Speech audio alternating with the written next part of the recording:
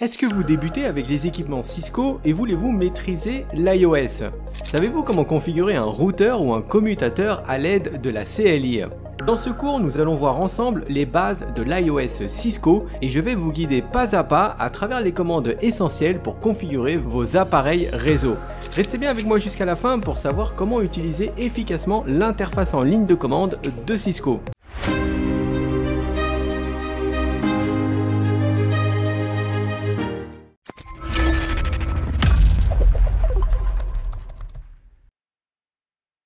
Dans ce cours, nous allons voir comment fonctionne l'iOS de Cisco ainsi que les commandes de base. Tout comme un PC, un commutateur ou un routeur nécessite un système d'exploitation pour prendre en charge le matériel. L'iOS Cisco est le système d'exploitation que vous trouverez sur les équipements Cisco. Lorsque vous travaillez avec des routeurs et des commutateurs Cisco, vous effectuez la plus grande partie de la configuration à l'aide d'une interface en ligne de commande qui se nomme la CLI. Ce type de configuration peut s'avérer assez difficile au début, mais une fois qu'on s'habitue, vous verrez que c'est la méthode la plus rapide et la plus pratique pour configurer les routeurs.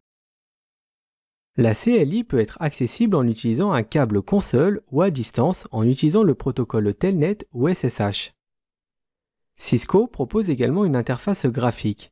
Pour cela, il existe CNA, qui est une interface graphique pour les commutateurs, et SDM ou CCP pour les routeurs. SDM était la première version de l'interface graphique, mais maintenant il a été remplacé par CCP. Depuis la mise à jour Cisco de l'examen CCNA en 2013, les interfaces graphiques ont été complètement supprimées du programme CCNA. C'est pourquoi on ne verra que la configuration en CLI. L'avantage d'une interface graphique est qu'il est très facile de configurer des choses assez complexes. Et l'inconvénient est qu'en cas de dépannage, il sera plus simple de résoudre les problèmes à l'aide de la CLI. Nous allons maintenant commencer avec la configuration de base d'un appareil Cisco. Pour cela, nous allons utiliser cette topologie.